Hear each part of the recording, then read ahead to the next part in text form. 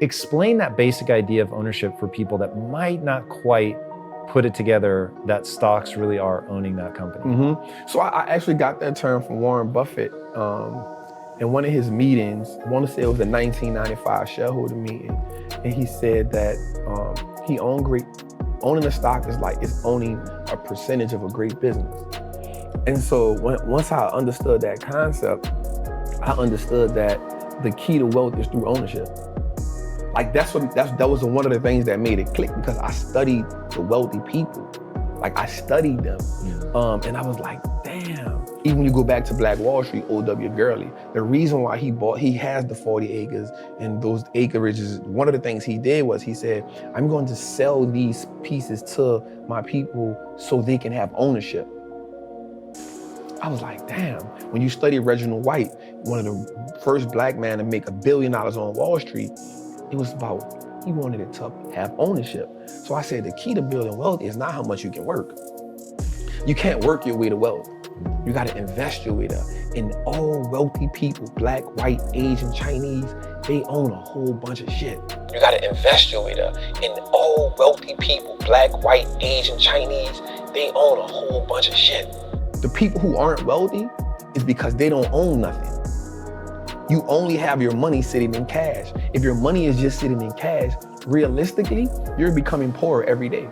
Right. Or they own depreciating assets. And that's what cash is. It's a depreciating asset, because the more money they print, the more money that money loses value. Yeah. So if it's just sitting, it's the reason why the bank wants you to have your money there. So they can take it and use it and invest it so much and be like, hey, it's just sitting, I'm gonna give you 50 cents on whatever you had in there. Right. And so the idea of ownership was, we can just start owning everything that no matter if it's just a stock.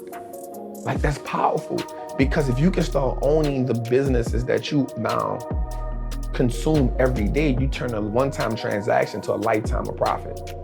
And that was major for me, because if I go to the store and buy a pair of Nikes, that's a one-time transaction. In order for me to get something from them again, I gotta come back and buy another pair of Nikes. But if I own the Nike stock, long as I own it, it's a profitable vehicle for me. So that one-time transaction can become a lifetime of profit if I own that business. If I'm gonna buy Apple, if I know I'm an Apple user, if I know I got the phone, I got the AirPods, I got the MacBook, I got the PC, I'm excited when Apple's about to drop something, why wouldn't I own it?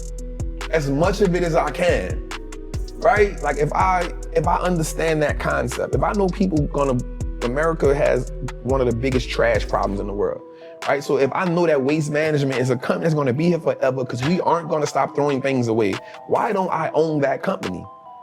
Because I know everybody throws things away. And so now, instead of me getting excited about Apple Lime being around the corner because it's a new phone, I'm like, y'all about to make me some money, right? So when I hear a company like Waste Management has bought 40 acres of disposable land for another landfill, I'm excited about that.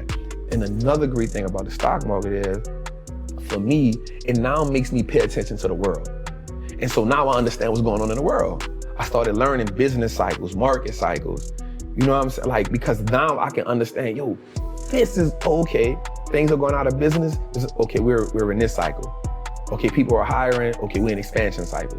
And so now I took an economic class on my own without just understanding the world. And so you start understanding when something is happening in China. Okay, something happening in China, so I own Apple. Apple has 20% of their revenue in China. Okay, they might take a little hit right now. You know what I'm saying? So the stock market helped me start understanding how the world moves, the fundamentals. Right? And so that's important.